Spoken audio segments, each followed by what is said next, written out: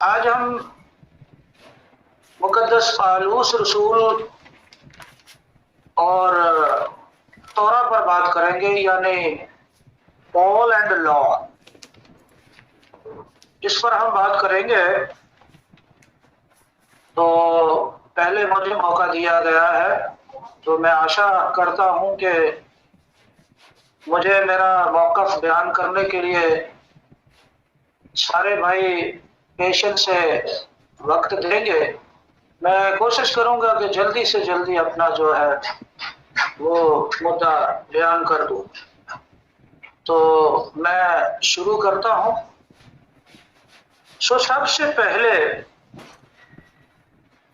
हम पालूस रसूल के बारे में जानेंगे कि पालूस रसूल कौन थे और मसीह को कबूल करने के बाद उनकी लाइफ में क्या क्या तब्दीलियां रूनुमा हुई।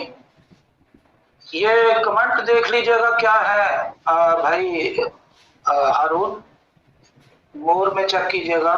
जी जी मैं देखता हूँ, आप कंटिन्यू करें। ओके,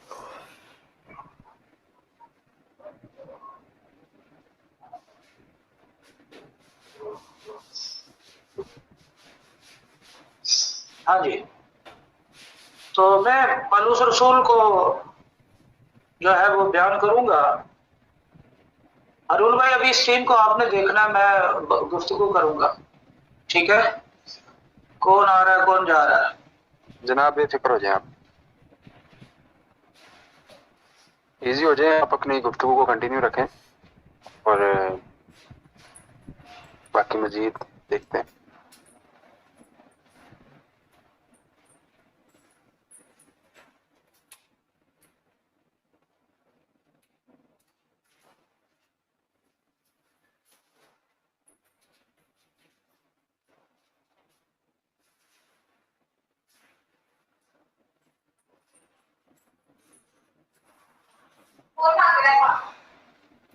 जी, मेरी आवाज ठीक है?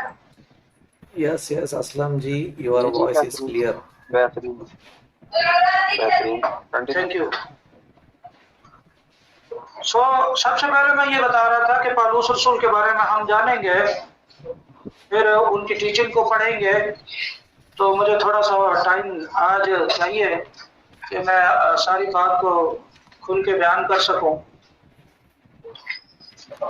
मैं फिलिपियंस तीसरे भाग को, फिलिपियन चैप्टर नंबर 3 और उसकी 5वीं वर्ष को कोड करूंगा यहाँ पर, जिसमें पालूस रसूल के बारे में पालूस रसूल लिखते हैं, 8वें दिन मेरा खतना हुआ, इस्राएल की कौम और बिन्यामीन के कबीले का हूँ। तो यहाँ से हमें पता चलता है कि पालूस रसूल एक यहूदी थे जो अपने बारे में वो बताते हैं कि मेरा खतना भी हुआ है और मैं इस्राएल की कौम से हूँ। इब्रानियों का इब्रानी और शरीयत के एतबार फरीसी हूँ। Book of act and chapter number 22 verse number 3 में मैं यहूदी हूँ और गलीकिया के शहर तरसीस में पैदा हुआ, मगर मेरी तरबियत इस शहर में गमलीएल के कदमों में हुई और मैंने बाप दादा की शरीयत की खास पाबंदी की तालीम पाई और खुदा की राह में ऐसा सरगर्म था जैसे तुम सब आज के दिन हो। गलेशियंस का जो हवाला है मैं वो आज के गुफ्तगू में पढ़ूंगा।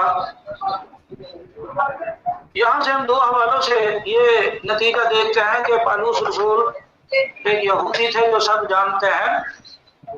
और अब आज जो मैं लेटर लूंगा गलेशियंस का, उसमें हमें सियाको सबाक से पढ़ना पड़ेगा तोरा के बारे में।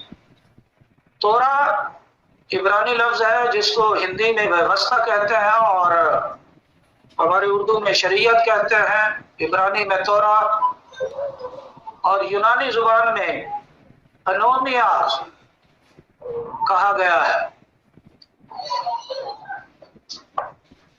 सो गलेशियंस चैप्टर 2 और उसकी वर्स नंबर 12 की तरफ जब हम बढ़ते हैं तो लिखा है, इसलिए कि याकूब की तरफ से चंद शख्सों के आने से पहले तो वो गैर कौम वालों के साथ खाया करता था, मगर जब वो आ गए तो मखतूनों से डर कर बाज रहा और किनारा किया। 13वीं आयत में लिखा है, और बाकी यहूदियों ने भी उसके साथ होकर रियाकारी की, यहाँ तक कि बरनबास भी उनके साथ रियाकारी में पड़ गया। 14वीं आयत में लिखा है, जब मैंने देखा कि वो इस खुशखबरी की सच्चाई के मुआफिक सीधी चाल नहीं चलते तो मैंने सबके सामने कैफा से कहा कि जब तू बावजूद यहूदी होने के गैर कौमों की तरह जिंदगी गुजारता है, ना कि यहूदियों की तरह, तो गैर कौमों को यहूदियों की तरह चलने पर क्यों मजबूर करता है। यहां से हम सीखते हैं कि पौलुस रसूल और कैफा यानी पतरस, पीटर यीशु मसीह को कबूल करने के बाद भी एक दूसरे को यहूदी ही मानते हैं, और यहाँ पौलुस रसूल गैर कौमों को यहूदियों की तरह जिंदगी गुजारने की तालीम पर जोर देते हैं। चूंकि पतरस ने रियाकारी की और पौलुस ने उनको झिड़का, और झिड़क में ये बताया कि हम बावजूद यहूदी होने के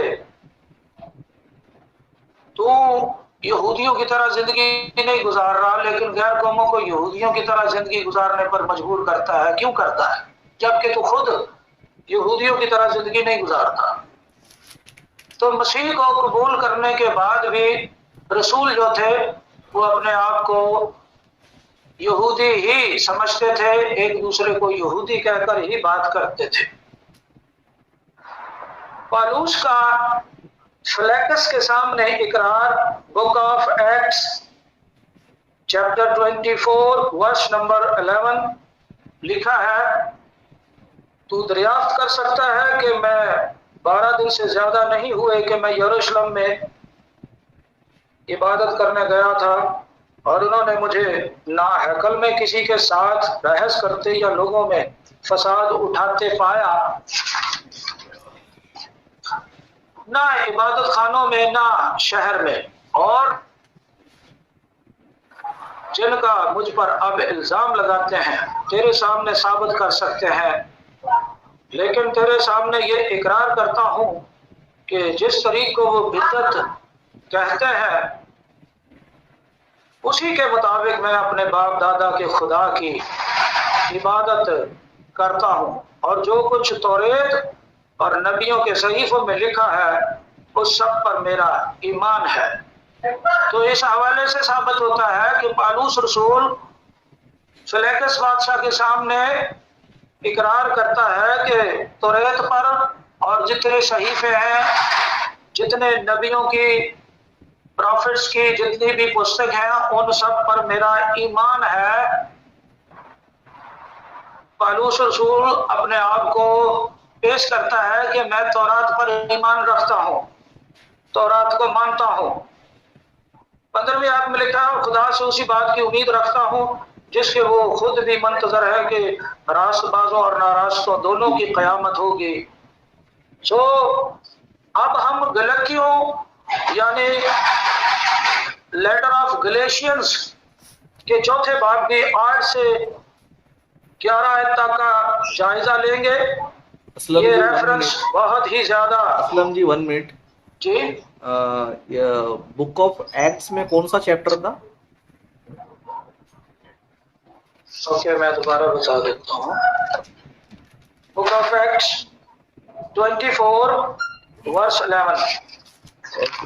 24 वर्स 11। ओके, सो अब हम गलेशियंस चैप्टर 4 वर्स 8 to 11 तक का जायजा लेंगे। ये रेफरेंस बहुत ही ज्यादा फेवरेट है उन लोगों के लिए जो खुदावंद की शरीयत यानी व्यवस्था के या ईदों के खिलाफ है, ईदों के साथ नफरत करते हैं, ये रेफरेंस देकर वो बड़े फख्र से खुदावंद की ईदों और खुदावंद की व्यवस्था को रद्द कर देते हैं। तो इसलिए मैंने जरूरी समझा कि मैं अपने मौकफ के अंदर गलेशियंस के चौथे बाब की 8 से 11 तक पर बात करूं। तो मैं पहले इसको पढ़े देता हूं। लिखा है, लेकिन उस वक्त खुदा से नावाकिफ होकर तुम उन माबूदों की गुलामी में थे जो अपनी जात से खुदा नहीं। आयत नंबर 9 में लिखा है, मगर अब जो तुमने खुदा को पहचाना, बल्कि खुदा ने तुमको पहचाना, तो उन ज़ईफ और निकम्मी इब्तदाई बातों की तरफ किस तरह फिर रजू होते हो, जिनकी दोबारा गुलामी करना चाहते हो। तुम दिनों और महीनों और मुकर्ररा वक्तों और बरसों को मानते हो। मुझे तुम्हारी बाबत डर है, कहीं ऐसा ना हो कि जो मेहनत मैंने तुम पर की है वो बेफायदा जाए। तो ये वो रेफरेंस है जो मेरे मसीही बहन भाई देकर खुदावंद की शरीयत के खिलाफ बोलते हैं कि ये देखें जी, ये पालूस रसूल दिनों और महीनों और मुकर्ररा वक्तों को मानने से मना करता है। तुम दिनों और महीनों को ना मानो, खुदावंद की ईदों को ना मानो। खुदावंद की मुकर्ररा ईदों को उनके मुकर्ररा वक्तों पर मानने की बात आती है तो अक्सर रिवायत पसंद लोग गलेशियंस 4:8-11 तक ईमानदारों के लिए पेश करते हुए बड़ा फख्र महसूस करते हैं और ये साबित करने की कोशिश करते हैं कि अगर खुदा की व्यवस्था यानी शरीयत में दी गई ईदों को मनाया जाए तो पालूस रसूल के मुताबिक उनकी मेहनत बेफायदा हो जाएगी, यानी ईमानदार अपनी निजात या सल्वेशन को खो देगा, वो जहन्नम में चले जाएंगे। ऐसे लोग जो व्यवस्था को मानते हैं या जो खुदावंद की ईदों को मानते हैं, ये तालीम दी जाती है, ये हवाला, ये रेफरेंस देकर। पर क्या ऐसा मुमकिन है? क्या खुदा के कलाम पर ईमान लाकर खुदा के कलाम पर अमल करना क्या गलत है? ये मेरा मासूफ दोस्त अपने सेशन में मुझे जवाब देगा। क्या खुदा के कलाम पर अमल करने से सल्वेशन खत्म हो सकती है? क्या खुदा का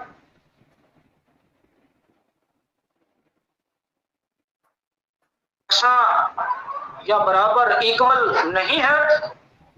ये पादरी साहब, पादरी रुजेश साहब मुझे बताएंगे। क्या खुदा का कलाम सारी बनी नौ इंसान के लिए यकसा नहीं है? क्या न्यू टेस्टामेंट ओल्ड टेस्टामेंट की मुखालफत करता है? इसका भी जवाब मेरे दोस्त देंगे। सो इस किस्म के सवालात जहनों में जन्म लेते हैं जिनको दबा दिया जाता है, इन पर बात करना समझा ही नहीं जाता। अगर कोई बात भी करे तो उस पर तरह तरह के इल्जाम लगाए जाते हैं कि ये बाइबल की तालीम से बाहर बातें कर रहा है, ये पालूस को नहीं मानता, ये यीशु को नहीं मानता। इस किस्म की बातें करके दबा दिया जाता है। अब हम इन आयात मुकद्दसा पर गौर करेंगे। तुम दिनों और महीनों और मुकर्रर वक्तों और वर्षों को मानते हो, मुझे तुम्हारी बाबत डर है, कहीं ऐसा ना हो कि जो मेहनत मैंने तुम पर की है बेफायदा जाए। आयात की तफसीर करने से पहले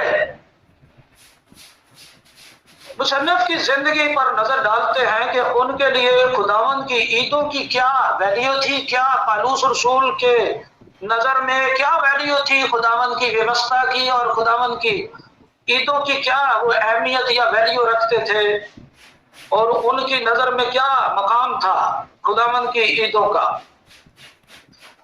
सो इसके लिए बुक ऑफ एक्ट उसका चैप्टर नंबर 20 वर्स नंबर 16 पढ़ रहा हूं। बुक ऑफ, यार ये कॉल कर रहे हैं। सो बुक ऑफ उसका चैप्टर नंबर 20 वर्स नंबर 16 को मैं पढ़ रहा हूं, क्योंकि पौलुस ने यह ठान लिया था कि इफिसस के पास से गुजरे, ऐसा ना हो कि उसे आसिया में देर लगे, इसलिए कि वो जल्दी करता था कि अगर हो सके तो ईद पेंतीकोस्त का दिन यरूशलेम में हो। आयत में हमें बताया गया है कि पौलुस ईद पेंतीकोस्त के दिन यरूशलेम में होने की ख्वाहिश करता है। अगर हम कैथोलिक उर्दू तर्जमा का मुताला करें तो उस दिन यरूशलेम में होने की वजह भी आसानी से समझ आ जाती है। कैथोलिक बाइबल में इस आयत में मैं पढ़े देता हूं, लिखा है ऐसा ना हो कि उसे आसिया में देर लग जाए, इसलिए वो यानी पौलुस जल्दी करता था कि अगर हो सके तो ईद खमसीन यरूशलेम में मनाए। तो पौलुस खुदा की ईद पेंतीकोस्त मनाने के लिए यरूशलेम में उस दिन मौजूद होना चाहता था। Book of act chapter number 18 verse number 21, इसको मैं अंग्रेजी में पढ़ता हूं। But bade them farewell, saying, I must by all means keep this feast that cometh in Jerusalem, but I will return again unto you if God will. तो पौलुस रसूल खुद खुदावन की ईदें मनाने के लिए यरूशलेम जाते हैं। ये हमने बाइबल में से देखा। तो वो कैसे गलतियों को कह सकता है, गाल की कलीसिया को यानी गलेशियंस को कैसे कह सकता है कि अगर तुम खुदा की ईदें मनाओगे तो मेरी मेहनत बेफायदा हो जाएगी। ईदें मनाना यहोवा खुदा का हुक्म है, और यहोवा खुदा का हुक्म ना मानने वाला ईमानदार नहीं हो सकता। हमें यहोवा खुदा के हुक्मों को रद्द करने का इख्तियार नहीं है। सो ईदें मनाना यहोवा खुदा का हुक्म है। अगर गाल के लोग खुदा की ईदें मनाएं, यानी गलेशियंस के लोग अगर खुदावन की ईदें मनाएंगे तो पौलुस रसूल की मेहनत बेफायदा हो जाएगी। ये पास्टर साहब मुझे बताएंगे अपने सेशन में। Book of Exodus chapter number 23 verse number 15 and 16, इसको मैं अंग्रेजी में पढ़ता हूं। Yes, you shall observe the feast of unleavened bread 7 days. You shall eat unleavened bread as I commanded you at the time appointed in the month Abib, for in it you come out of Egypt. तो ये directly यहोवा खुदा का हुक्म है, जिसे मानकर लोगों की निजात हासिल होती है, बरकत मिलती है, ना कि निजात खराब होती है। इसी तरह से खुदावंद का हुक्म, खुदावंद ने हुक्म दिया। The book of Deuteronomy chapter 16 verse number 16 लिखा है, में दिया गया है। खुदावंद के हुक्म की वजह से पौलुस रसूल ईद के दिन यरूशलेम में मौजूद होना चाहते थे। इसी वजह से पौलुस रसूल खुद खुदावंद की ईदें मनाते थे। इससे हमें मालूम होता है कि पौलुस रसूल मसीह को कबूल करने के बाद भी खुदावंद की ईदें मनाते थे, और पौलुस रसूल की निजात को कोई खतरा नहीं था। ये अब मास्टर रजेश साहब मुझे जवाब देंगे अपने सेशन में कि मसीह को कबूल करने के बाद भी पौलुस रसूल खुदावंद की ईदों को क्यों मनाते थे, खुदावंद के हुक्मों को वो क्यों मान रहे थे, और उन्होंने माना भी तो उनकी निजात को तो कोई खतरा नहीं हुआ। लेकिन पौलुस रसूल गाल की कलीसिया को कैसे कह सकते हैं कि अगर वो खुदावंद की ईद या मुकर्रर दिन मनाएंगे तो पौलुस रसूल की मेहनत बेफायदा जाएगी, यानी गाल की कलीसिया, गलीशियंस की कलीसिया की निजात को खतरा होगा। पौलुस की निजात को कोई खतरा नहीं और गलीशियंस की निजात को खतरा होगा। ये बड़ी अजीब बात है। असल में बात ये नहीं है, पौलुस रसूल और दीगर रसूलों पर न्यू टेस्टामेंट में या न्यू टेस्टामेंट के दौर में बहुत से इल्जाम उन पर लगाए गए थे कि वो खुदा के कलाम यानी व्यवस्था, शरीयत के खिलाफ तालीम देते हैं। ये सिर्फ इल्जाम थे, मगर बारहा रसूलों ने इस झूठे इल्जाम की सख्ती के साथ तरदीद की यानी निंदा की, उसको एक्सेप्ट नहीं किया कि हम ऐसा ही करते हैं, इसकी वो निंदा करते थे। वो लोगों के सामने इस इल्जाम की निंदा करते थे कि नहीं, हम खुदावंद की व्यवस्था को मानते हैं। उन्होंने ये दावा किया कि वो ईमान से शरीयत यानी व्यवस्था को बातिल नहीं कर सकते, बल्कि ईमान से कायम करते हैं। So Romans, letter of Romans chapter number 3 verse number 38 में मैं पढ़ता हूं, डू वी देन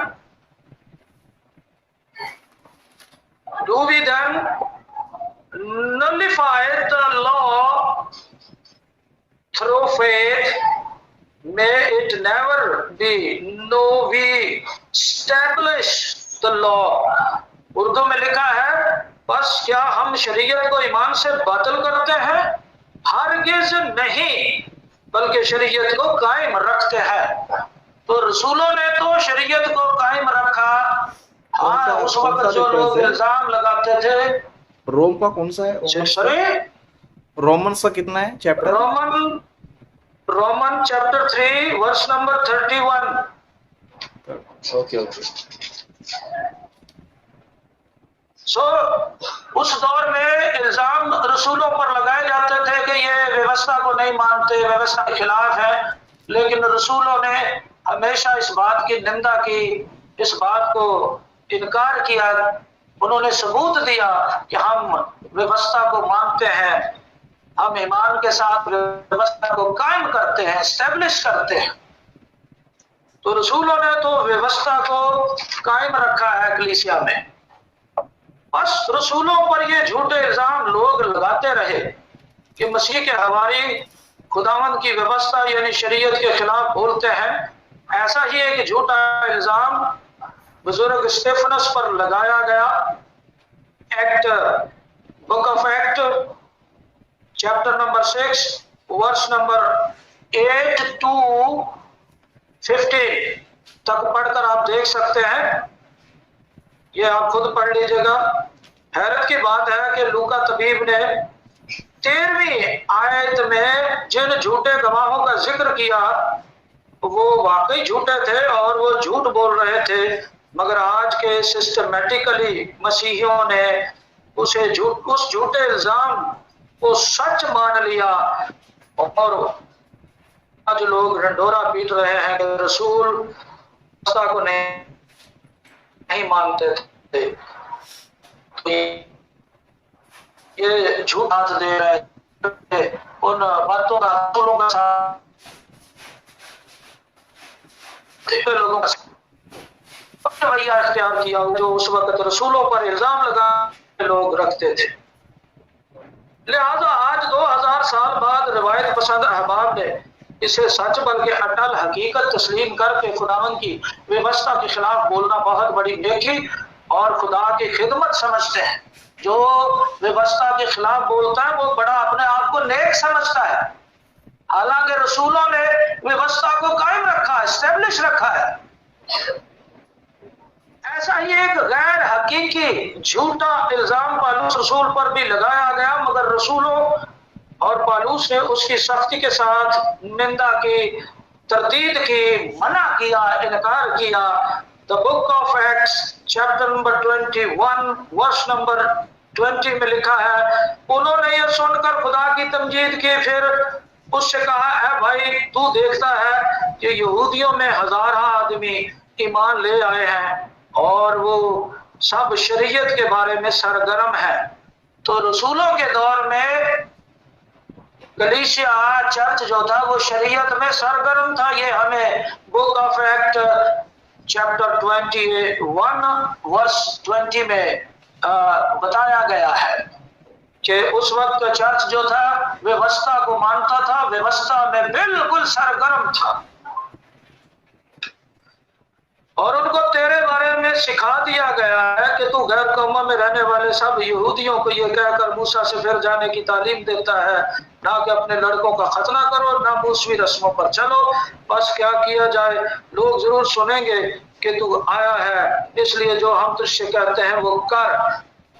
हमारे यहाँ 4 आदमी ऐसे हैं जिन्होंने मन्नत मानी है, उन्हें लेकर अपने आप को उनके साथ पाक कर और उनकी तरफ से कुछ खर्च कर ताकि वो सर मुड़ाएं, तो सब जान लेंगे कि जो बातें उन्हें तेरे बारे में सिखाई गई हैं उनकी कुछ असल नहीं, बल्कि तू खुद भी शरीयत पर अमल करके दुरुस्ती से चलता है। तो पालूस रसूल पर इस बात का जोर दिया गया कि तुझ पर इल्जाम लगा है कि तू मूसवी शरीयत के खिलाफ बोलता है, लिहाजा इसका सबूत दे और अपने आप को पाक कर, ताकि सब पर यह बात साबित हो जाए कि तू खुद भी शरीयत पर अमल करके दुरुस्ती से चलता है।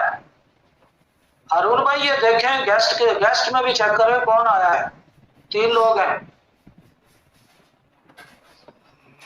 तो पालूस रसूल ने अपना सबूत पेश किया और उसने सर मंडवाया शरीयत के व्यवस्था के मुताबिक। मसीह को कबूल करने के बाद उसने सर मंडवाया, मसीह को कबूल करने के बाद उसने कुर्बानियां चढ़ाई, मसीह को कबूल करने के बाद उसने वो कुर्बानियां चढ़ाई जो book of number chapter number 6 में लिखी हुई है। उसने ये साबित कर दिया कि मुझ पर जो इल्जाम लगाए गए वो झूठे हैं। लेकिन आज तमाम मसीही उन तमाम इल्जामात को सच मानते हैं। किताबें मुकद्दस हमें बताती है कि इस बात में कुछ असल नहीं। ये सब इल्जामात हैं कि पालूस रसूल और बाकी रसूल व्यवस्था की यानी शरीयत के खिलाफ थे, बल्कि वो खुद भी शरीयत पर अमल करके दुरुस्ती से चलते थे।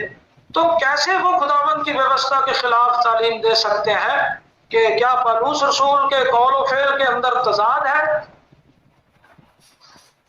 क्या ऐसी उम्मीद की जा सकती है कि वो कहें कुछ और करें कुछ? यकीनन ऐसा नहीं है। अगर कुछ है तो ये पास्टर रजेश साहब मुझे बताएंगे। क्या वो खुद तो यहोवा खुदा की ईदों को पूरे ध्यान से मनाए और कलीसिया को उनके खिलाफ तालीम दे? ऐसा हरगिज नहीं हो सकता, क्योंकि ना तो ये ईदें सिर्फ एक कौम या कबीला की हैं और ना ही पालूस के कौल और फेल में तजाद है। ऐसा कुछ नहीं है। कलाम मुकद्दस में साफ साफ वजाहत से बताया गया कि व्यवस्था या तोरा यहूदी और गैर यहूदी ईमानदार दोनों के लिए यकसा है। और तौरेत में दर्ज ईदें भी किसी खास कौम या कबीले की ईदें नहीं, बल्कि यहोवा खुदा की ईदें हैं। बुक ऑफ लेविटिक्स उसका चैप्टर नंबर 23 वर्ष नंबर 1 में पढ़ रहा हूं। और खुदा ने मूसा से कहा कि बनी इस्राएल से क्या कि खुदावंद की ईदें जिनका तुमको मुकद्दस मजमों के लिए ऐलान देना होगा, वो मेरी वो ईदें ये है। तो कलाम ये बताता है कि व्यवस्था के अंदर जितनी ईदें हैं वो खुदावंद की है, लेकिन आज सिस्टमैटिकली क्रिश्चियन हमें बताते हैं कि वो ईदें यहूदियों की है। अब हम कलाम की माने या अपने सिस्टमैटिकली क्रिश्चियनों की माने?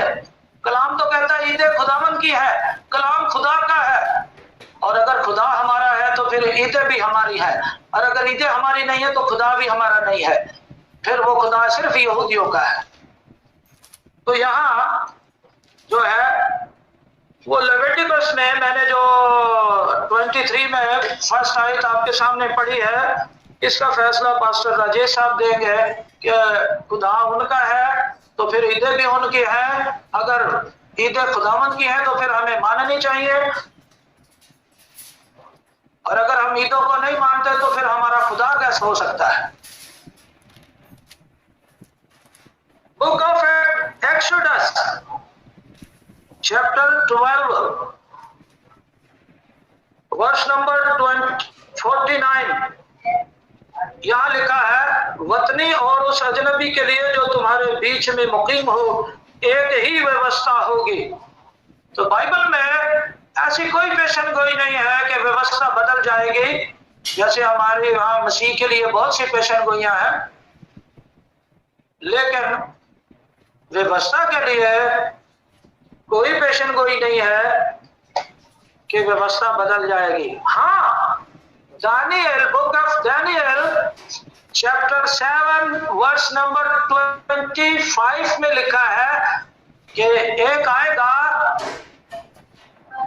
जो व्यवस्था को बदलने की कोशिश करेगा, वो खुदा का मुखालिफ होगा, मसीह का मुखालिफ होगा, वो व्यवस्था को बदलने की कोशिश करेगा, ये लिखा हुआ है। लेकिन ये कहीं नहीं लिखा हुआ कि व्यवस्था दो हो जाएंगी, व्यवस्था बदल जाएगी, और ऐसा कुछ भी नहीं है, बल्कि हुक्म यह है कि एक ही व्यवस्था होगी वतनी और उस अजनबी के लिए, यानी जो गैर कौमों से मसीह में आएंगे उनके लिए, सब में, वतनी और अजनबी के लिए जो तुम्हारे बीच में हो, व्यवस्था एक ही होगी। इसी तरह से book of Leviticus 24 chapter number 24 verse number 22 में भी लिखा है, तुम एक ही तरह का कानून देसी और परदेसी दोनों के लिए रखना, क्योंकि मैं खुदावंद तुम्हारा खुदा हूं।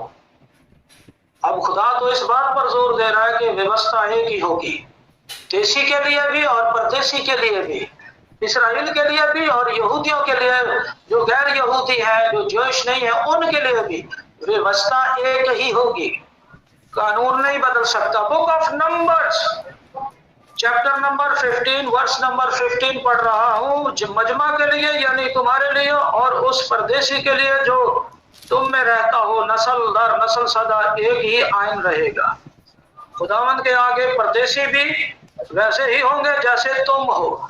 तो भैया हम खुदावंद के आगे हैं, दुनिया की नजर में व्यवस्था दो बन गई, लेकिन खुदावंद के आगे व्यवस्था एक ही है। हम खुदावंद की नजर में ऐसे ही हैं जैसे वो इसराइली हैं।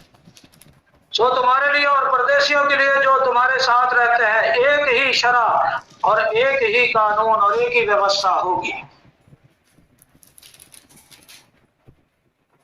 सो यही वजह है कि न्यू टेस्टामेंट में बारहा इन ईदों का जिक्र मौजूद है।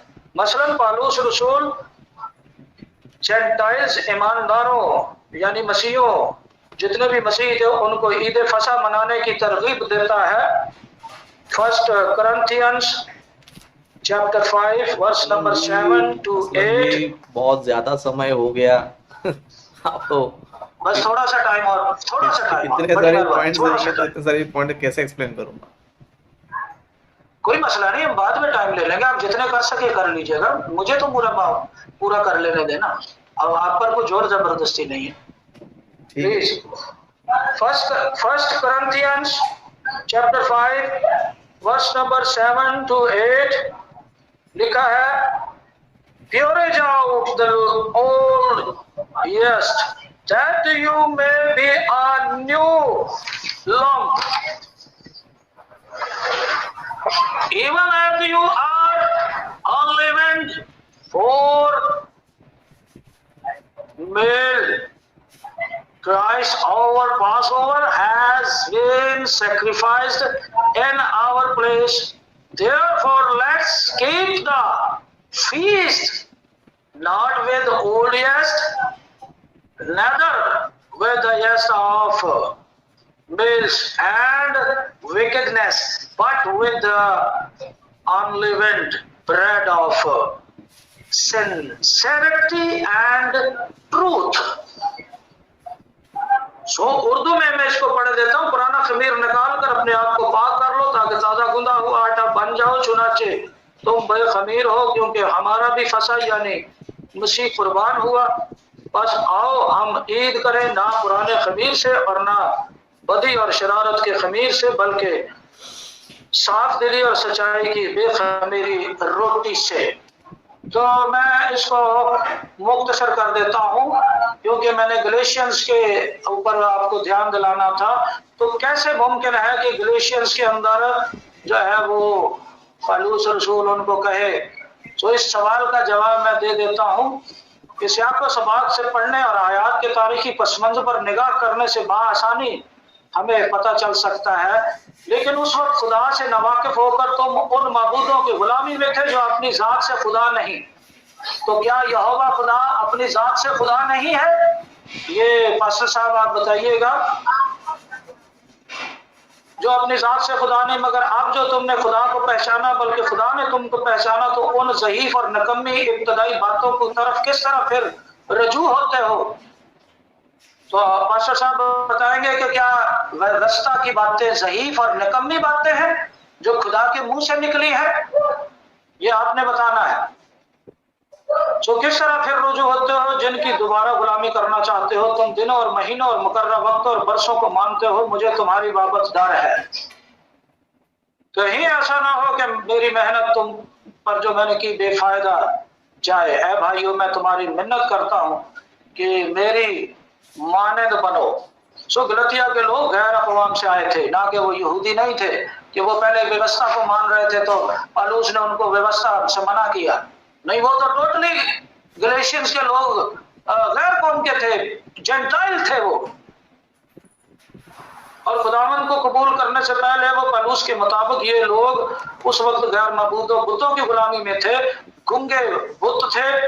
सो नहीं वो चाहते थे, नहीं वो चलते थे, नहीं वो फिरते थे, ना वो बोल सकते थे।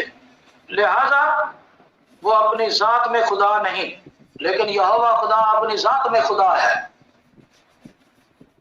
सो लोगों को जिन लोग, मगर गलतिया के लोगों ने खुदा को बल्कि खुदा ने गलतिया के लोगों को कबूल किया था और अपने फर्जंद होने का हक बख्शा। मगर खुदा से चुने जाने के बाद भी गलतिया के लोग उन झूठे माबूदों की गुलामी यानी निकम्मी और ज़ईफ इब्तदाई बातों की गुलामी की तरफ फिर रुजू कर रहे थे। और ऐसा हो उन झूठे माबूदों के। चले मैं बाद में इस पर कंटिन्यू करूंगा अगर आपने टाइम दिया तो मैं ये कहना चाहता हूं कि जो गलेशियंस 4 और उसके 8 से 12 मैंने पढ़ी है, वो मुख्तसर ये बता रहा हूं कि वो गलेशियंस चूंकि गैर जेंटाइल थे तो वो पौलुस ने उनको बुत परस्ती और बुतों के दिनों को मानने से मना किया है, व्यवस्था मानने से मना नहीं किया और खुदावंद की ईदों को मानने से मना नहीं किया। खुदावंद आपको बरकत दे। बाकी अगर टाइम हुआ तो फिर करेंगे, नहीं तो अगली किसी बात में करेंगे। बहुत शुक्रिया जी। ओके, सो असलम जी ने बहुत ही लंबा चौड़ा लगभग जो है 42 मिनट्स बातें किया है और कई सारे पॉइंट्स को जो है दिया है। ओके, कई सारे पॉइंट्स को दिया है। तो शायद मैं बीच में कुछ पॉइंट को मिस कर सकता हूँ शायद। ओके, लेकिन जितना मैंने नोट किया है, जितना मैंने लिखा है, उतना जो है मैं ज़रूर बताना चाहूँगा। और बाइबल हमें क्या बताती है और बाइबल में क्या लिखा है उसके बारे में ज़रूर मैं बताना चाहूँगा। ओके, तो जैसे कि असलम जी ने ये बताने की कोशिश किया कि पौलुस ने जो है ओल्ड टेस्टमेंट को फॉलो किया है, उसमें खतना को फॉलो किया है, ईदों को माना है, उनका इनकार नहीं किया है करके इस तरह असलम जी ने बताया है। लेकिन उन्होंने जितने भी सारे रेफरेंस बताए, एक जगह भी जो है पौलुस कोई फेस्टिवल को मना रहा है, ओके, मना रहा है करके कहीं पर भी नहीं है, कहीं पर भी नहीं है। जैसे कि मैं जितना मैंने पॉइंट्स लिखा है, एक एक पॉइंट को जो है मैं बताना चाहूँगा। जैसे कि सबसे पहले असलम जी ने फिलिपियो की पत्री है ना, लेटर ऑफ फिलिपियंस में उन्होंने चैप्टर 3 वर्सेस 5 में जो है वचन बताया, जहाँ पर पौलुस जी अपने मसीह में आने से पहले के जो उनके जीवन था, उनका जो लाइफ था, उसके बारे में बता रहे थे कि मेरा 8वें दिन में खतना हुआ, मैं भी इजरायली हूँ। ओके, इस तरह वहां पर जो है पौलुस ये नहीं बोल रहे हैं कि खतना करना चाहिए, ओके, मैं भी इजरायली की तरह जीना चाहिए करके फिलिपियंस 3:5 में जो है पौलुस नहीं कह रहे, लेकिन वो अपने बीते दिनों को, जो उनका मसीह में आने से पहले जो उनका जीवन था, जो इजरायली थे पौलुस, क्योंकि हम सभी को पता है कि पौलुस जो है इजरायली है, बिन्यामिन गोत्र के है, तो ऑफकोर्स उनका जो है खतना होना लाजमी है।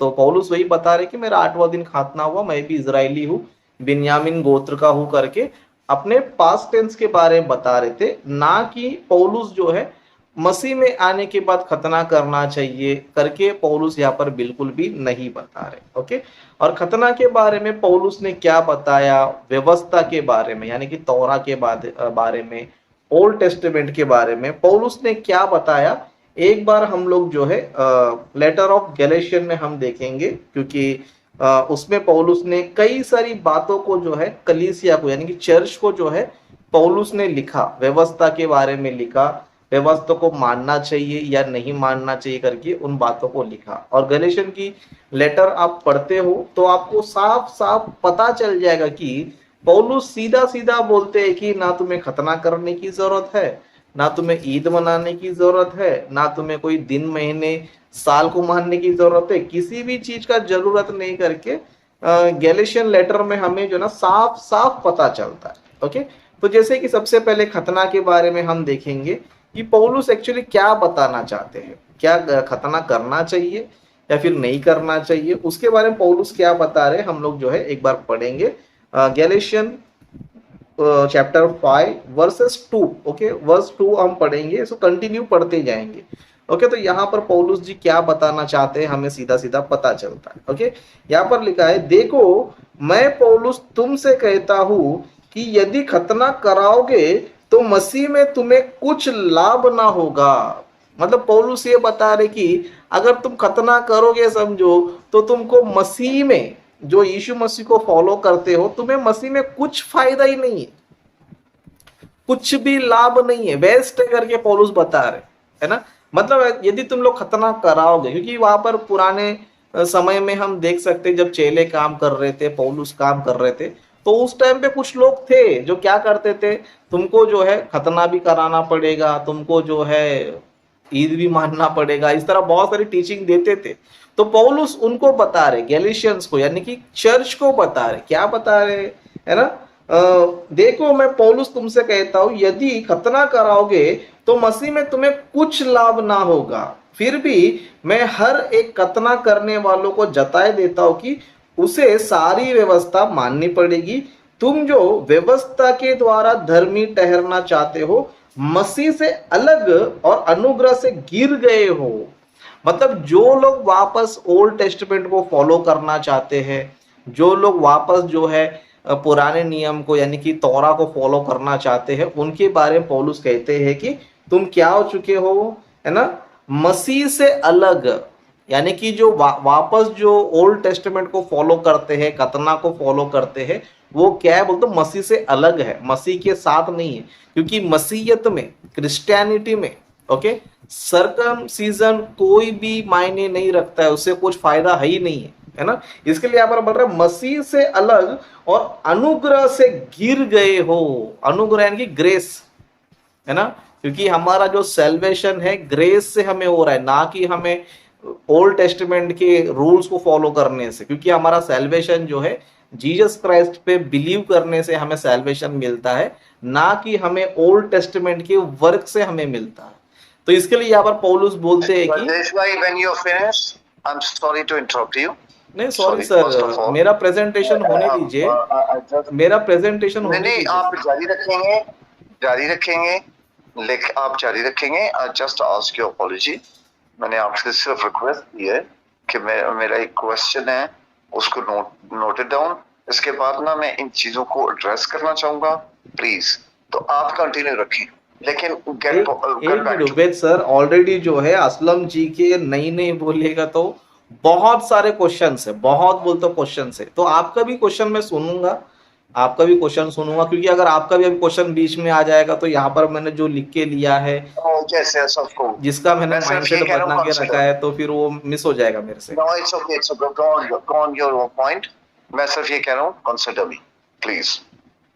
ओके ओके, ठीक है, जब मैं अगर आपसे रिक्वेस्ट करूंगा, प्लीज लेट मी, ठीक है, गो ऑन प्लीज।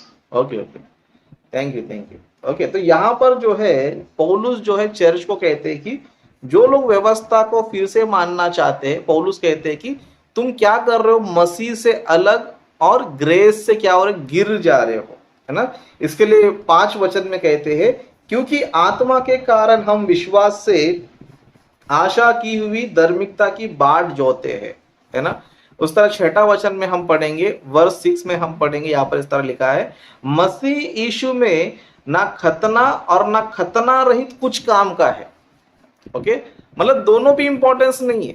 मसीह में जो है, जो जीसस क्राइस्ट को फॉलो करते हैं, उनमें, उनके लिए, जो क्रिश्चियन बन चुके हैं, उनके लिए खतना कुछ भी नहीं है ना, कुछ भी नहीं है। फिर क्या है, परंतु केवल विश्वास जो प्रेम के द्वारा प्रभाव डालता है। मतलब तुम सिर्फ जीसस क्राइस्ट पे बिलीव करो, यही काफी है, खतना से तुम्हें कोई फायदा नहीं है। मतलब पौलुस यहाँ पर सीधा जो है खतना का क्या कर रहे, डिनाई कर रहे कि तुम्हें उससे कुछ फायदा ही नहीं है। जब फायदा ही नहीं है तो उसको मान के हम क्या करना चाहिए, जब से कुछ फायदा ही नहीं है। ओके, इस तरह और भी कुछ बातें आगे पढ़ेंगे। 7 वचन से ना, 7 वर्स से इस तरह लिखा है, तुम तो भली भांति दौड़ रहे थे, अब किसने तुम्हें रोक दिया कि सत्य को ना मानो। ऐसी सीख तुम्हारी बुलाने वालों की ओर से नहीं है। ओके, मतलब इतने दिन से तुम अच्छा चल रहे थे, जीसस को बिलीव कर रहे थे, बिलीफ पे चल रहे थे, लेकिन अचानक तुम ओल्ड टेस्टमेंट में चले गए, फिर खतना बोलने लग गए, है ना। ये सब जो है क्या है, कुछ भी नहीं है, वो परमेश्वर की ओर से नहीं है ना, परमेश्वर की तरफ से नहीं है ना। इसके लिए और तक लिखा है 9 वचन, थोड़ा सा खमीर सारे गूदे हुए आटे को खमीर डाल देता। मैं प्रभु पर तुम्हारे विषय भरोसा रखता हूँ कि तुम्हारा कोई दूसरा विचार ना होगा, परंतु जो तुम्हें घबरा देते हैं वह कोई क्यों ना हो दंड पाएगा। मतलब जो लोग घबरा रहे कि खतना करना ही पड़ेगा, खतना जरूरी है, खतना बहुत जरूरी है, व्यवस्था में लिखा है, इस तरह जो तुमको डराते हैं, है ना, वो क्या पाएंगे, दंड पाएंगे वो लोग। क्यों बोलेगा, तो जिसे जीसस क्राइस्ट ने हटा दिया है, जिस व्यवस्थाओं को जीसस क्राइस्ट ने हटा दिया है, अभी हमें बिलीफ के द्वारा हमें सैल्वेशन दे रहा है, लेकिन वापस खतना को जो ला रहे, परमेश्वर बोल रहा है कि ऐसे लोगों को दंड मिलेगा। ओके, उनको पनिशमेंट मिलेगा, है ना। इसलिए 11 वचन में कहते हैं पौलुस जी, परंतु हे भाइयों, यदि मैं अब तक खतना का प्रचार करता तो क्यों अब तक सताया जाता हो। ओके, मतलब पौलुस जो है खतना का प्रचार कर रहे करके सताया जा रहे हैं, है ना। खतना नहीं करना चाहिए, जरूरी नहीं है, मसीह में कुछ फायदा नहीं है, मसीह में कोई लाभ नहीं है करके, इसीलिए कई सारे यहूदी लोग पौलुस पे क्या कर रहे थे, अटैक कर रहे थे कि तू मूसा की व्यवस्था का विरोध कर रहा है, मूसा की बातों का विरोध कर रहा है। इसीलिए यहूदी लोग पीछे पड़ गए थे पौलुस का। अगर पौलुस समझो खतना का विरोध नहीं करता था, ओके, अगर पौलुस खतना का विरोध नहीं करता था, ईदों का विरोध नहीं करता था, तो फुकट में क्यों उसको मारते थे पौलुस को, है ना, फुकट में क्यों मारते थे। लेकिन पौलुस के पीछे इसलिए पड़े थे कि पौलुस उनको खतना के बारे में मना करता, कुछ फायदा ही नहीं करके बोल रहा था, जैसे कि यहाँ पर गलेशियन में हमको प्रूफ मिलता है ना। उस तरह फिर और हम आगे जाएंगे तो 12 वचन में कहता है, भला होता कि जो तुम्हें डावाडोल करते हैं वे अपना अंग ही काट डालते। ओके, मतलब यहाँ पर सीधा जो है पौलुस बोलते हैं कि ये सब जो खतना के बारे में सिखाते हैं वो टोटल जो है मसीह में जरूरत नहीं है। ओके, मसीह में जरूरत नहीं करके वहां पर साफ पौलुस क्या कर रहे, बता रहे। ओके, तो इस तरह मैं पहले पॉइंट का मैं यहाँ पर रिफ्यूट कर रहा हूँ। फिर उसके बाद असलम जी ने गैलेशियन 2:12 के बारे में बताया। ओके, गैलेशियन 2:12 के बारे में बताया कि जहां पर असलम जी ये बताने की कोशिश कर रहे थे कि पतरस जो है क्या कर रहे थे, यहूदी थे। ओके, पतरस जो है यहूदी थे और यहूदियों को फॉलो करते थे, है ना, यहूदियों को फॉलो करते थे। लेकिन यहाँ पर प्रॉब्लम क्या है बोलेंगे तो प्रॉब्लम कुछ और ही है ना। ऑफ कोर्स पतरस जी जो थे, पीटर जो थे, मसीह में आने से पहले ओके वो यहूदी थे, ओके यहूदी थे, हम सभी को पता है। लेकिन वो मसीह में आने के बाद क्या कर रहे थे पता है? राजेश वो पॉल की बात कर रहे थे, पतरस की बात नहीं कर रहे थे। उन्होंने पॉल का रेफरेंस दिया था कि वो खुद भी बुजुर्ग याकूब ने, let me correct you, sorry to interrupt you, उन्होंने ये बोला कि उन्होंने पॉल का बोला है कि पॉल कौन से हैं, वो टेंपल, वो यरूशलेम में गए हैं act according to the acts, ठीक है, let me correct you. Okay ठीक है वो मुझे बोलने दीजिए सर अपना उबेद सर। इल्जाम है पॉल पे इल्जाम है, पॉल पे इल्जाम है। नहीं, उन्होंने अलग चीज बताया था, आप बीच में जुड़े हैं कि वो आप सारे तेरे खिलाफ हैं। उबेद सर आप जो है ना बीच में ज्वाइन हुए थे, इसके लिए आपको शुरुआत की बात नहीं पता है। ओके शुरुआत में असलम जी ने क्या क्या बताया था आपको नहीं पता है। Let me introduce in the end. Okay वो मैं रिवाइंड करवा लूंगा, चलो सही हो गया। Okay go on. ओके तो यहाँ पर जो है असलम जी ने ये बताया था गैलेशियन 2:12 में पतरस क्या कर रहे थे, कुछ लोग के साथ खाते पीते थे, तो वहां पर कुछ प्रॉब्लम हुआ। तो पौलुस ने जो है उनको क्या बताया उस वचन को हम देखेंगे। पौलुस ने ये नहीं बताया कि तुम व्यवस्था को ढंग से फॉलो नहीं कर रहे हो करके नहीं बोला, वहां पर बोला तुम सुसमाचार की सच्चाई पर सीधी चाल नहीं चल रहे, क्योंकि गॉस्पेल जो है यीशु मसीह के द्वारा हमें मिला है और गॉस्पेल को प्रीच करना क्रिश्चियनिटी का फर्ज है। लेकिन पौलुस जो है वापस पुराने यहूदियों की तरह चाल चलन चल रहे थे, इसके लिए पौलुस ने वहां पर उनको खंडन किया कि तू क्या कर रहे हो, यहूदी होकर दूसरों क्या कर रहे हो, कुछ अलग ही तरीके से सुसमाचार उनको बता रहे हो। जैसे कि वचन को पढ़ेंगे यहाँ पर क्या लिखा है, इसलिए कि याकूब की ओर से कुछ लोगों के आने से पहले वह अन्य जातियों के साथ खाया करता था, परंतु जब वे आए तो खतना किए हुए लोगों के डर के मारे वह पीछे हट गया।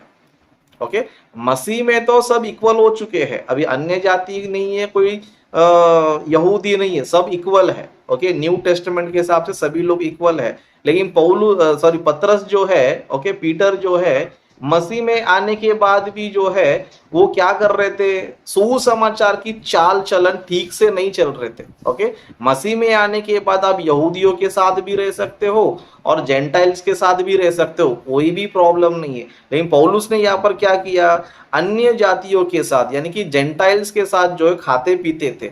लेकिन तब क्या हो गया, परंतु जब वे आए खतना किए हुए लोग के डर के मारे वह पीछे हट गया और किनारा करने लग गया। मतलब जब खतना किए हुए लोग आए तब तो टेंशन में आ गए, अरे मेरे को अगर इनके साथ देखेंगे तो वो लोग क्या सोचेंगे, जेंटाइल के साथ मुझे देखे तो क्या सोचेंगे करके इस तरह वो क्या कर रहे हैं, अपने पुराना चाल चलन को याद कर रहे थे, पुराना चाल चलन चल रहे थे, है ना। इसके लिए पौलुस 13 वचन में कहते हैं, है ना, उसके साथ शेष यहूदियों ने भी कपट किया, यहाँ तक कि बरनबास भी उनके कपट में पड़ गया।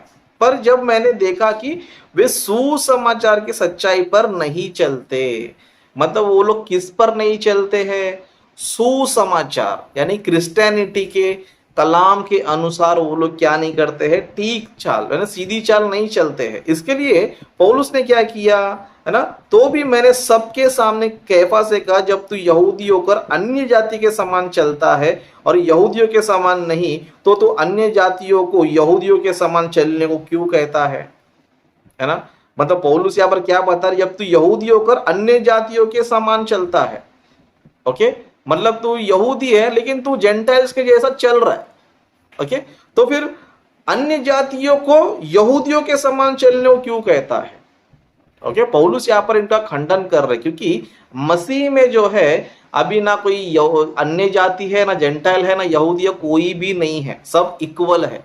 जैसे कि पौलुस जो है इसी लेटर में बताते हैं, ओके इसी लेटर में जो है चैप्टर 3 वर्स 27 में हम पढ़ेंगे, ओके चैप्टर 3 वर्स 27 में पढ़ेंगे। यहाँ पर इस तरह लिखा है, और तुम में से जितनों ने मसीह में बपतिस्मा लिया है उन्होंने मसीह को पहन लिया है। अब ना कोई यहूदी रहा और ना यूनानी, ना कोई दास, ना स्वतंत्र, ना नर ना नारी, क्योंकि तुम सब मसीह यीशु में एक हो। मतलब क्रिश्चियनिटी में अभी कोई भी यहूदी नहीं है, ना कोई जेंटाइल्स है, कोई यूनानी है। ओके, अभी कोई भी वो वर्ल्ड में जो है, आप कोई भी कंट्री के क्यों ना हो, कोई भी आपका जाति क्यों ना हो, अगर आपने यीशु मसीह को एक्सेप्ट कर लिया, ओके, जीसस क्राइस्ट को आपने एक्सेप्ट कर लिया और आपने बैप्टिज्म ले लिया, तो आप जो है आपका पर्सनल जो जाति है उसको आप नहीं बोल सकते हो। आपको सिर्फ यही बोलना पड़ेगा कि हम मसीह में एक है। अब कोई यहूदी नहीं है, यहूदी खत्म हो गया, यहूदीवाद ही खत्म हो गया। मसीह में आने के बाद यहूदी का कोई है ही नहीं, ना खतना है, ना ईद है, कुछ भी नहीं है। इसके लिए पौलुस यहाँ पर कहते हैं कि हम एक है, यहूदी नहीं है, यूनानी नहीं है। ओके, तो पौलुस जो है यहाँ पर यही बताते कि मसीह में आने के बाद हमें सबके साथ इक्वल रहना है। ऐसे नहीं है कि जेंटाइल के साथ रहेंगे तो यहूदियों से डरेंगे, यहूदियों के साथ रहेंगे तो फिर जेंटाइल्स को हम दूर करेंगे। ये जो चाल चलन है मसीह में ठीक नहीं है। और इसी विषय को पौलुस ने क्या किया, कैफा को जो है ना सबके सामने जो है ना खंडन किया। ओके, ये जो है वहां पर बात थी। ओके, फिर उसके बाद असलम जी ने ईदों के बारे में बताया, है ना, गैलेशियन 4:10 में। ओके, 4:10 में यहाँ पर इन्होंने ये बताया कि पौलुस जो है यहाँ पर फॉलो करने के लिए बोल रहे, इन दिनों को, महीनों को फॉलो करने के लिए बोल रहे हैं, तौरा को यानी कि ओल्ड टेस्टामेंट को फॉलो करने के लिए बोल रहे करके इस तरह असलम जी ने बताया। लेकिन यहाँ पर कॉन्टेक्स्ट को हम पढ़ेंगे, समझो, कॉन्टेक्स्ट को पढ़ने से हमें यह पता चलता है कि पौलुस सीधा सीधा उनको मना कर रहा है।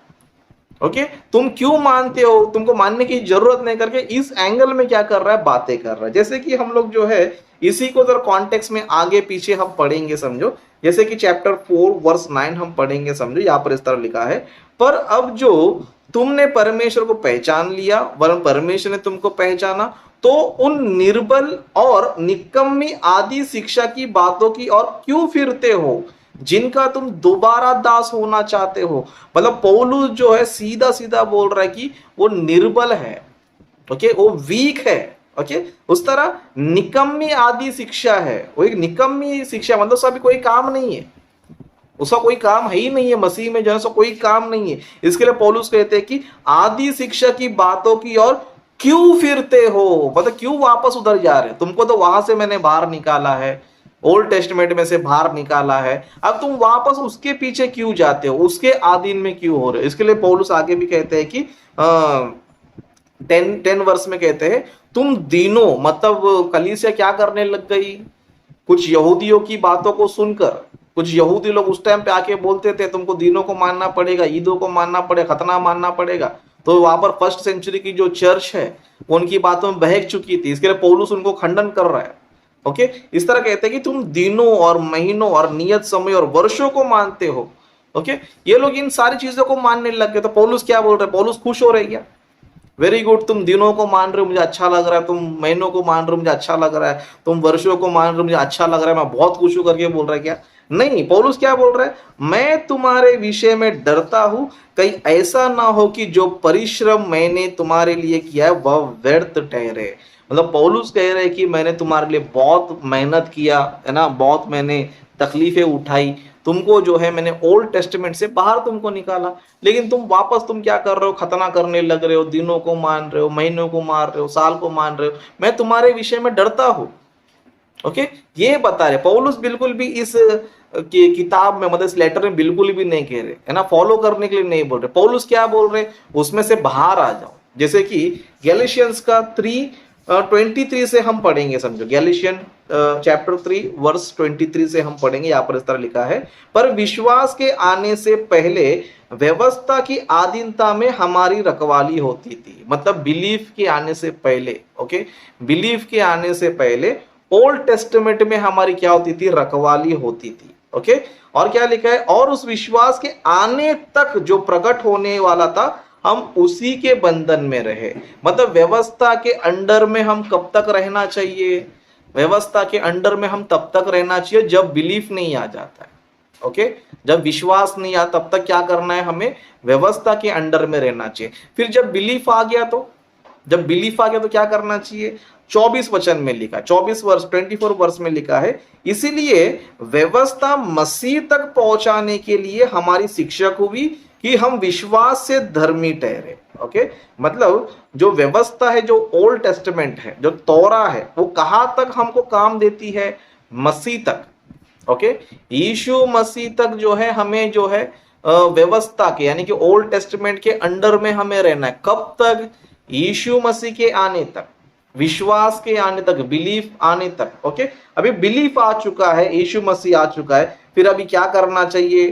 25 वर्ष में हम पढ़ेंगे। तो यहां पर लिखा है परंतु जब विश्वास आ चुका, ओके, जब विश्वास आ चुका तो हम अब शिक्षक के अधीन ना रहे। मतलब पौलुस स्पष्ट बताते कि जब विश्वास आ चुका, जब बिलीफ आ चुका है, तब हम क्या नहीं करना चाहिए? शिक्षक के अधीन में ना रहे, मतलब ओल्ड टेस्टमेंट के अंडर में नहीं रहना चाहिए। ओके, ओल्ड टेस्टमेंट के अंडर में नहीं रहना चाहिए। राजेश भाई प्लीज, आई वुड रिक्वेस्ट कि आपने बहुत ज्यादा टाइम ले लिया। सर मैंने अभी तो मेरा कम से कम 20 मिनट भी नहीं हुआ। भाई इससे ज्यादा टाइम मैं आपका ले सकता हूँ। असलम जी ने 42 मिनट्स बातें की है। उबैद सर एक सेकंड असलम जी ने 42 मिनट्स बातें की है। 42 मिनट्स।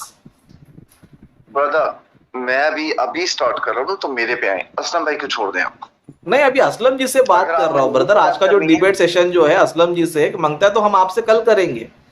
उबैद सर, हम मांगता तो आपसे कल करेंगे।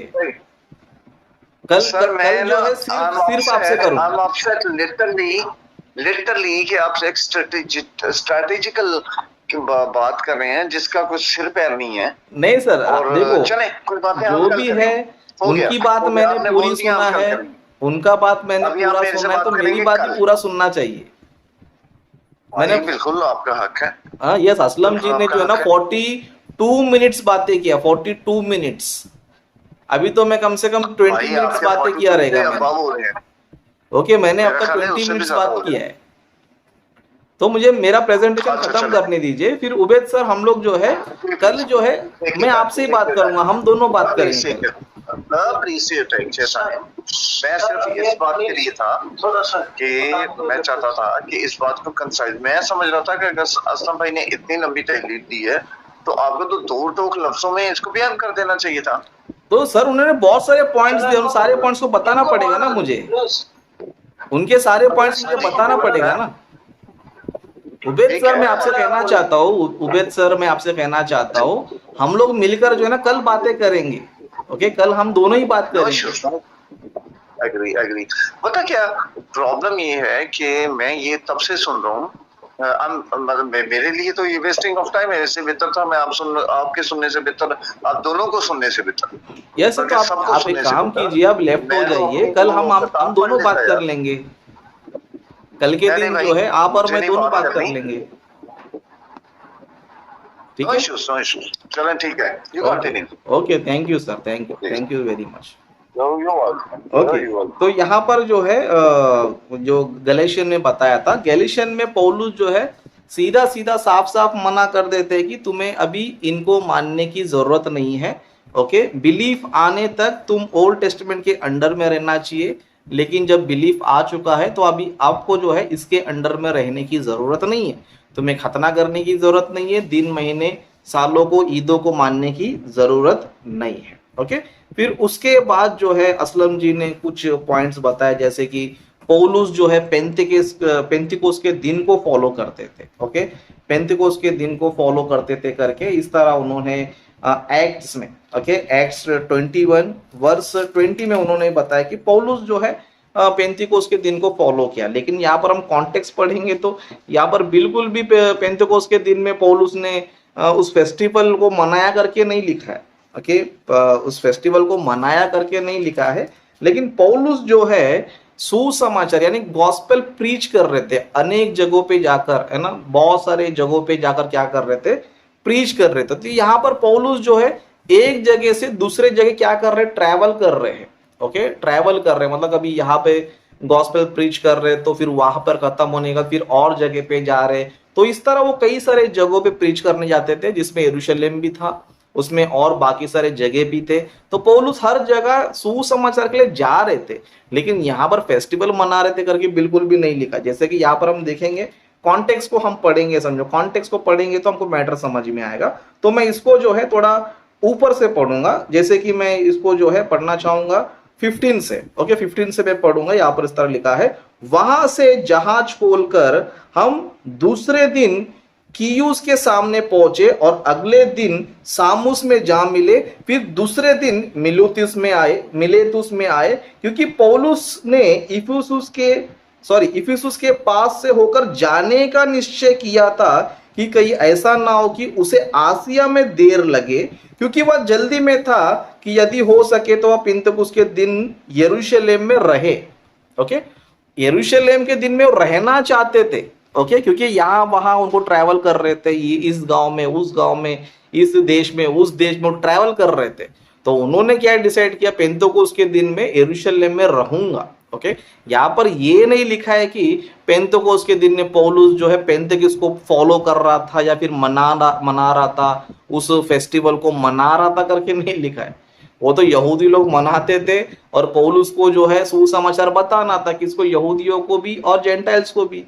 तो पौलुस ने ये सोचा कि चलो पेंतेकोस के दिन सभी यहूदी लोग मिलेंगे तो वहां पर मैं प्रचार भी कर सकता हूं। तो यहाँ पर पौलुस जो है गॉस्पेल प्रीच करने के बारे में सोच रहे, लेकिन पेंतेकोस के दिन में पेंतेकोस फेस्टिवल मनाने की सोच में नहीं है। ओके, क्योंकि यहाँ पर कहीं पर भी नहीं लिखा कि पौलुस जो है पेंतेकोस के दिन को फॉलो कर रहे थे। ओके, उस तरह फिर हम देखेंगे तो असलम जी ने कुछ चीजें बताया, जैसे कि पौलुस के बारे में जो है ना ये अफवाह फैलाया गया था कि पौलुस जो है मूसा का विरोध करता है, व्यवस्था का विरोध करता है, रूमर्स जो है फैलाया गया, लेकिन पौलुस जो है ना फॉलो करते थे करके इस तरह जो है बोला गया। तो पौलुस ने जो है वहां पर जो है कुछ चीजें क्या किया, उन्होंने एक्ट किया, है ना, बुक ऑफ एक्ट्स में उन्होंने क्या किया, कुछ एक्ट किया करके उन्होंने बताया, है ना। सबसे पहली बात हम मैटर को जानेंगे तो, है ना, बाइबल के इतिहास को, हिस्ट्री को हम जानेंगे तो हम सभी को पता है पौलुस ने लेटर में भी, है ना, कई सारे लेटर में, कोलेशियंस में, उस तरह गैलेशियंस में, इस तरह कोरिंथियंस में, कई सारे लेटर्स में स्पष्ट बोला है कि हमें व्यवस्था के अधीन नहीं रहना है, हमें विश्वास के अधीन में रहना है। ओके, विश्वास के अधीन में रहना है करके पौलुस ने कई सारी बातें जो है ना बताया है। और रही बात, पौलुस ने जब एक टाइम में व्यवस्था को फॉलो करने जैसा एक्ट किया, तो वहां पर पौलुस और या फिर चेले रियली में व्यवस्था को फॉलो नहीं करते, लेकिन वहां पर झगड़ा ना हो, ओके, झगड़ा ना हो, इसके लिए व्यवस्था के अधीन में रहने का कुछ क्या कर रहे थे, एक्ट कर रहे थे, लेकिन वो रियलिटी नहीं था। जैसे कि इसका मैं प्रूफ दूंगा आपको, 1 कोरिंथियंस, ओके, 1 कोरिंथियंस उसका चैप्टर 9 हम देखेंगे, 1 कोरिंथियंस उसका चैप्टर 9, उसका हम 20 पढ़ेंगे। ओके, 20 पढ़ेंगे तो यहाँ पर इस तरह पौलुस कहते हैं, मैं यहूदियों के लिए यहूदी बना कि यहूदियों को खींच लाऊं, जो लोग व्यवस्था के अधीन है उनके लिए मैं व्यवस्था के अधीन ना होने पर भी व्यवस्था के अधीन बना कि उन्हें जो व्यवस्था के अधीन है खींच लाऊं। मतलब यहाँ पर पौलुस सीधा सीधा बता रहे कि मैं व्यवस्था के अधीन में नहीं हूं।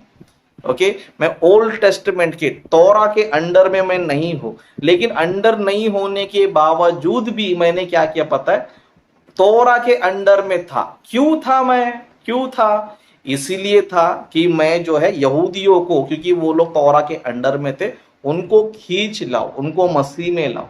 ओके, तो पौलुस ने कहीं पर भी ओल्ड टेस्टमेंट को फॉलो नहीं किया है, लेकिन सम टाइम उन्होंने जो है कुछ एक्ट वो लोगों ने किया। क्यों किया बोलेगा तो अब उनको गॉस्पेल पहुंचाना है, सच्चाई बताना है, उनको मसीह में लाना है, तो सम टाइम उन्होंने क्या किया पता है, कुछ एक्ट किया है, लेकिन रियलिटी में उन्होंने कभी भी जो है ओल्ड टेस्टमेंट को फॉलो नहीं किया है, ओल्ड टेस्टमेंट को बिल्कुल फॉलो नहीं किया। उस तरह रही बात, आखिरी पॉइंट में बताना चाहूंगा, आखिरी पॉइंट बता के मैं समाप्त करूंगा। जैसे कि असलम जी ने कहा कि कुछ लोग आएंगे जो व्यवस्था को बदल देंगे। ओके, व्यवस्था को जो है ना बदल देंगे। ऑफ कोर्स बदलने वाले बदलेंगे, वो बात की बात है, लेकिन मैं आपको बाइबल से बताना चाहता हूं, खुदा खुद जो है इस व्यवस्था को खुद चेंज करने वाला है। खुदा जो है खुद इस पुराने नियम को चेंज करने वाला है करके खुदा ने ओल्ड टेस्टामेंट में, यानी कि ओल्ड टेस्टामेंट में ऑलरेडी इन बातों को बताया। जैसे कि जो है हम कुछ बातों को देखेंगे, जकरिया की पुस्तक हम पढ़ेंगे, book of Jeremiah, okay, Jeremiah, book of Jeremiah की पुस्तक में हम देखेंगे, वहां पर खुदा जो है खुद कहते हैं कि मैं जो है इनको एक कुछ अलग नियम देने वाला हूं। एक अलग नया नियम में क्या करने वाला हूं, देने वाला हूं। जैसे कि हम देखेंगे book of Jeremiah chapter number 31 में देखेंगे। ओके, चैप्टर 31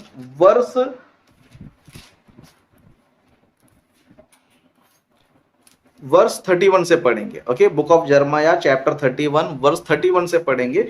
ओल्ड टेस्टमेंट में ही खुदा ने जो है पहले से ही भविष्यवाणी किया था कि मैं आने वाले दिनों में जो है न्यू टेस्टमेंट देने वाला हूं, और ये जो न्यू टेस्टमेंट होगा वो ओल्ड टेस्टमेंट के जैसा नहीं होगा। जैसे कि यहाँ पर लिखा है, फिर यहोवा की यह भी वाणी है, सुन ऐसे दिन आने वाले हैं जब मैं इज़राइल और यहूदा के घराने से नई वाचा बांधूंगा, वहां उस वाचा के समान ना होगी जो मैंने उनके पुरखाओं से उस समय बांधी थी जब मैं उनका हाथ पकड़कर उन्हें मिस्र देश से निकाल लाया। ओके, तो यहां पर खुदा खुद कह रहे कि मैं इनको जो है एक नया नियम देने वाला हूं, न्यू टेस्टमेंट में देने वाला हूं। ओके, और वो न्यू टेस्टमेंट ऐसे होगा जैसे पुराना नियम के जैसा नहीं है। वो जिस तरह खुदा ने जो है मिस्रियों से जब इजराइलियों को बाहर निकाल रहे थे, जब मूसा नबी के द्वारा कुछ नियम उन्हें दिए थे, वो उस तरह का नहीं होगा, वो अलग होगा करके यहाँ पर ओल्ड टेस्टमेंट में पहले से ही जो है खुदा ने बताया है। ओके, खुदा ने ऑलरेडी बताया कि मैं इन सारे चीजों को चेंज करने वाला हूं, इनको नए रूल्स में क्या करने वाला हूं, देने वाला हूं। उस तरह हम लोग जो है होशे की किताब में, है ना, बुक ऑफ होशेया, ओके, उसमें भी हम देखेंगे चैप्टर 2, ओके, चैप्टर 2 वर्स 10 हम पढ़ेंगे। ओके, 10 वर्स पढ़ेंगे। यहाँ पर इस तरह लिखा है, अब मैं उसके यारों के सामने उसके तन को उघाड़ूंगा और मेरे हाथ से कोई उसे छुड़ा ना सकेगा। 11 वर्ष में देखेंगे, मैं उसके पर्व, नए चांद और विश्राम दिन आदि सब नियत समयों के उत्सवों का अंत कर दूंगा। मतलब खुदा जो है पहले से प्लान कर दिया कि इन सब का मैं एंड करने वाला हूं। ओके, इन सभी का मैं एंड करने वाला हूं, और खुदा ने पहले से ही इसके बारे में बता दिया कि ओल्ड टेस्टमेंट का मैं एंड करने वाला हूं। और उसी तरह न्यू टेस्टमेंट के आने से क्या हो गया पता है, ओल्ड टेस्टमेंट का एंड हो गया। ओके, ओल्ड टेस्टमेंट का एंड हो गया। जैसे कि हम लोग जो है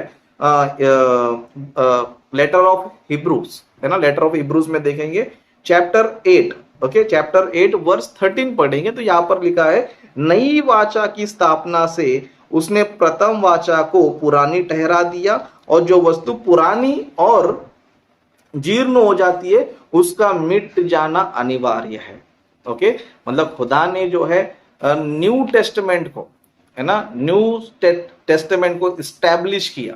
ओके, तो ओल्ड टेस्टमेंट क्या हो गया, वो तो ओल्ड हो गया, पुराना हो गया, और जो पुराना हो जाता तो खत्म ही हो जाएगा, मिट जाएगा। तो खुदा ने जो है न्यू टेस्टमेंट को इस्टेब्लिश किया और ओल्ड टेस्टमेंट का एंड कर दिया। ओके, तो खुदा ने खुद जो है ओल्ड टेस्टमेंट को खत्म कर दिया।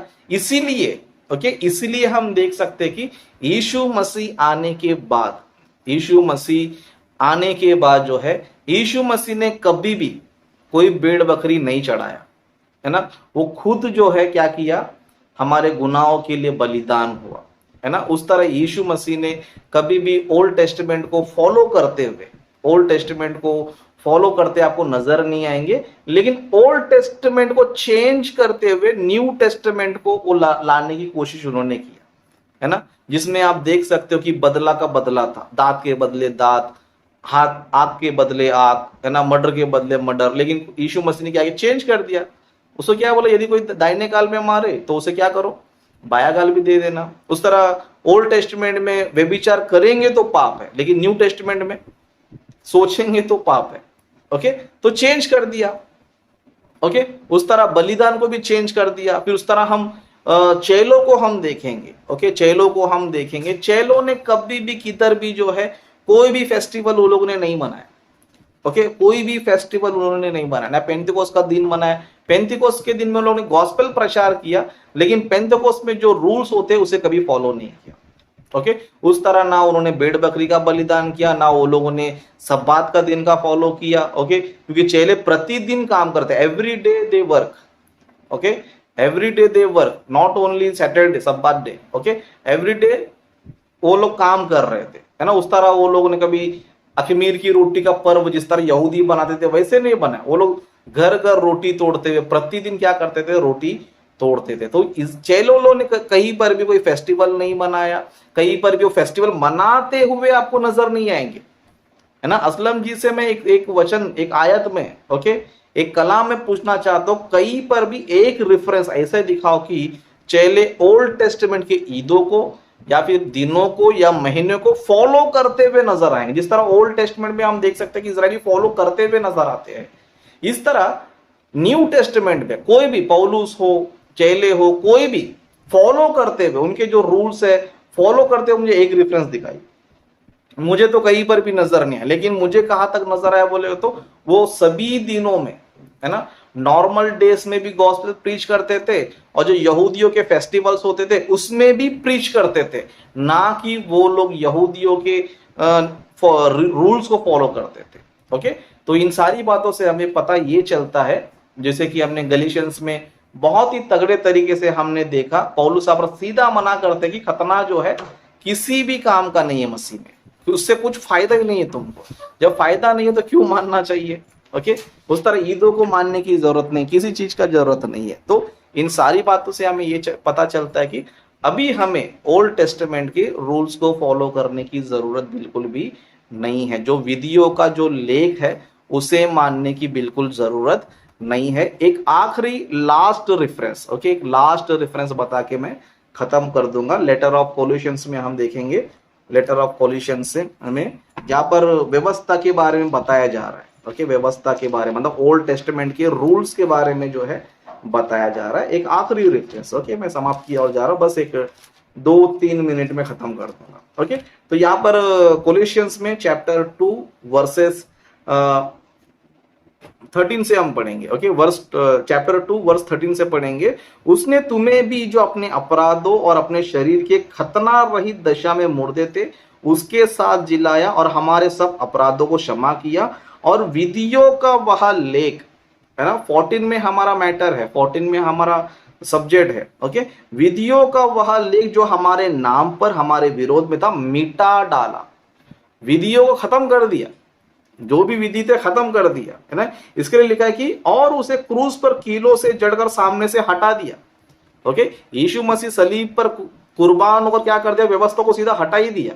ओके, व्यवस्था को सीधा हटा ही दिया, और क्या किया 15 वचन में, और उसने प्रधानताओं और अधिकारों को ऊपर से उतारकर खुल्लम खुल्ला तमाशा बनाया और क्रूस के द्वारा उन पर जय जयकार की ध्वनि सुनाई। मतलब खुदा ने क्या कर दिया, उनको उतार दिया, उस अधिकार से, उस पद से क्या कर दिया, उतार दिया, अभी तुमको बैठने की जरूरत नहीं है ना। इसके लिए, है ना, अब इनकी ऑथोरिटी खत्म हो चुकी है, उनका सिस्टम खत्म हो चुका है, उनका लॉ खत्म हो चुका है। इसके लिए 16 वर्ष में मसीह को बोला जा रहा है, इसीलिए खाने पीने या पर्व या नए चांद या शब्द के विषय में कोई तुम्हारा कोई फैसला ना करे, क्योंकि ये सब आने वाली बातों की छाया है, पर मूल वस्तु मसीह की है।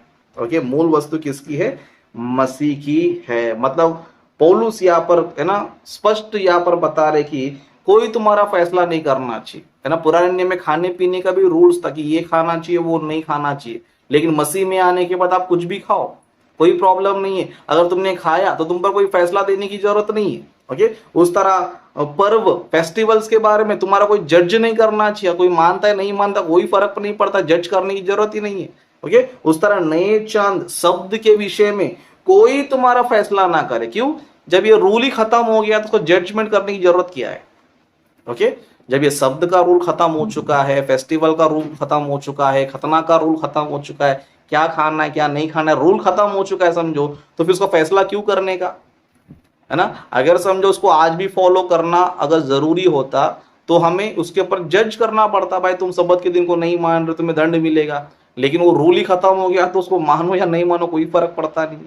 ओके, तो ये जो स्टेटमेंट है, ये जो रेफरेंस है, ये सीधा सीधा खंडन कर देता है कि ओल्ड टेस्टामेंट के रूल्स एंड रेगुलेशन को मानने की जरूरत नहीं है, ना आपको दिन को मानने की जरूरत है, ना वर्षों को मानने की जरूरत है, ना फेस्टिवल मानने की जरूरत है, किसी चीज को मानने की जरूरत नहीं है। ओके, तो बहुत बहुत धन्यवाद, यहीं पर मैं अपने प्रेजेंटेशन को एंड करना चाहूंगा।